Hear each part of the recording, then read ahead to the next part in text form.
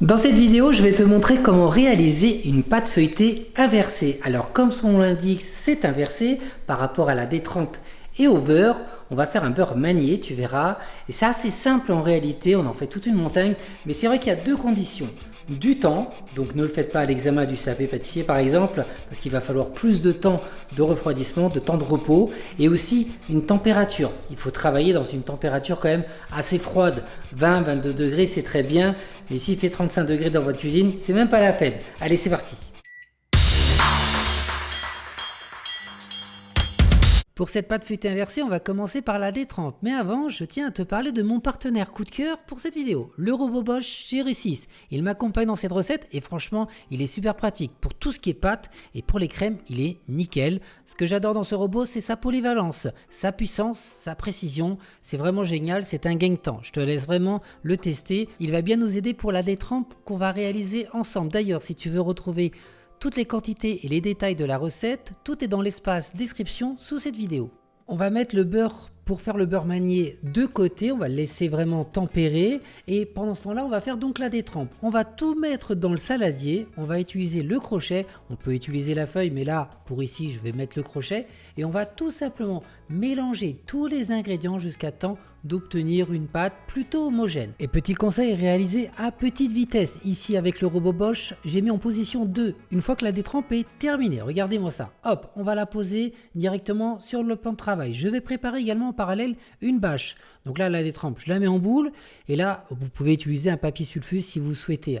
Je vais donc mesurer environ 20 cm sur 15 17. De toute façon, on pourra la retravailler après une fois qu'elle est froide. Là, l'idée, c'est simplement de venir refermer ma détrempe dans ma bâche ou du papier sulfure pour lui donner une forme et pour faciliter ensuite le tourage. Donc ici, dans la pâte feuilletée inversée, c'est l'inverse d'une pâte feuilletée classique. C'est le beurre qu'on va étaler et la détrempe qu'on va mettre à l'intérieur du beurre, vous verrez. Voilà le résultat après avoir bien étalé ma détrempe avec mon rouleau. Je vous recommande de d'abord étaler les angles pour ensuite veiller à avoir la même épaisseur. Regardez, je prends un plateau et je viens même appuyer dessus pour avoir la même épaisseur. Donc surtout essayez de bien mesurer parce que c'est par rapport à cette mesure qu'on va étaler donc notre beurre manié. Vous verrez ça juste après. On met ça au frais au moins 1 heure. Dans ma cuve du robot, j'ai laissé le beurre tempérer pendant au moins une bonne heure. Et là, je vais ajouter la farine. On va utiliser la feuille du robot Bosch pour bien mélanger le tout. Grâce à l'embout en plastique de cette feuille, elle va pouvoir racler parfaitement le fond de la cuve. C'est vraiment top pour réaliser un beurre manié parfait. Vous allez voir, sans aucun morceau de beurre. C'est très important. Et à ce stade, vous voyez que le beurre est nickel. On va maintenant l'étaler. Et pour plus de facilité, on va faire un travail comme pour la détrempe. C'est-à-dire, on va le mettre dans une bâche. Vous pouvez également utiliser un papier sulfure. Donc ici, je vais tout simplement refermer mon beurre manié avec cette feuille guitare et je vais ensuite avec le rouleau l'abaisser pour pouvoir avoir une largeur qui est cohérente par rapport à ma détrempe et une longueur un peu plus longue que ma détrempe. Donc faites attention d'avoir les bonnes mesures, mais sachez en tout cas qu'on pourra de toute façon le réétaler un peu après refroidissement. Là pour le coup, une fois que le beurre manié est bien étalé comme il faut, laissez au minimum 2 heures au frais à condition que votre frigo soit vraiment très froid. Je vous recommande de laisser une demi-heure au congélateur et après 1 heure, 1 heure et demie, 2 heures au frais tranquillement pour le travail. Allez, c'est parti pour le moment que je préfère, le tourage, mais c'est quand même un peu plus galère qu'une pâte feuilletée classique. Donc assure-toi d'abord de bien faire une pâte feuilletée classique avant de faire la pâte feuilletée inversée. Ici avec le beurre manié, donc je vais le réétaler légèrement. Il manquait 2 petits centimètres. Si tu as tout de suite la bonne longueur, pas besoin de faire ça. Il faut bien fariner, n'oublie pas. Et on enlève toujours l'excédent de farine avec une brosse à farine. Une fois que j'ai la bonne longueur et largeur de mon beurre manié, je vais ajouter donc ma détrempe, qui est bien froide, n'oublie pas, au milieu. Et ensuite, je vais refermer ma détrempe avec mon beurre manié. Je peux m'aider du rouleau si nécessaire.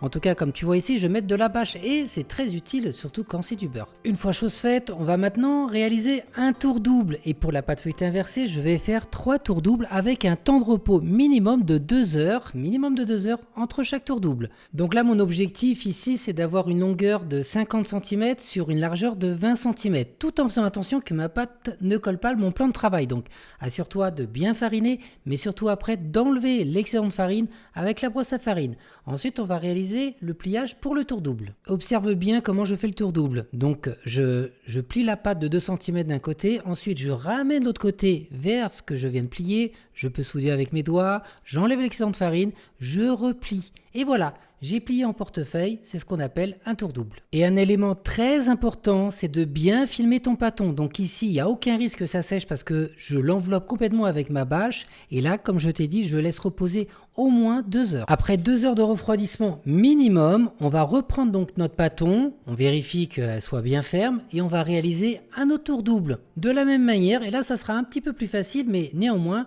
n'oublie pas, c'est une pâte feuilletée inversée, donc il y a quand même le beurre à l'extérieur. On va venir faire des points de pression sur la longueur et la largeur. On vérifie quand même d'avoir au moins 20 cm de largeur. Une fois qu'on a ces 20 cm, on a juste besoin d'étaler sur la longueur pour vérifier tout simplement qu'on a bien nos 50 cm.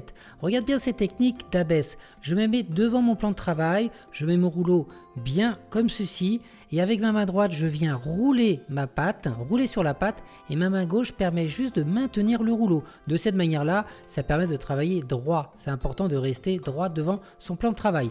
Une fois que c'est terminé, on va réaliser un autre tour double comme ce qu'on a fait précédemment. On vérifie la longueur et la largeur et après on va tout simplement faire le tour double et on laisse reposer encore au minimum 2 heures minimum. Et après ce temps de repos, on va finir par réaliser un tour double. Il est tout à fait possible de finir avec un tour simple, comme tu veux. Ce qui est important de comprendre et l'intérêt de la pâte feuilletée inversée, c'est qu'elle permet d'obtenir un feuilletage encore plus croustillant et régulier qu'une pâte feuilletée classique. Comme c'est le beurre qui enveloppe la détrempe, au lieu du contraire, ça apporte une meilleure répartition du gras et le résultat est plus léger avec des couches plus distinctes. C'est particulièrement utile pour des pâtisseries comme le millefeuille où on veut vraiment un feuilletage extrêmement croustillant. Et voilà pour la recette, j'espère qu'elle t'a plu. N'oublie pas, si tu veux des informations sur le robot Bosch, mon magnifique robot, j'ai mis une vidéo où je décris évidemment toutes les capacités de ce robot. Je le présente tout simplement, donc n'hésite pas d'aller voir en barre d'infos et je te dis à très vite dans une prochaine vidéo.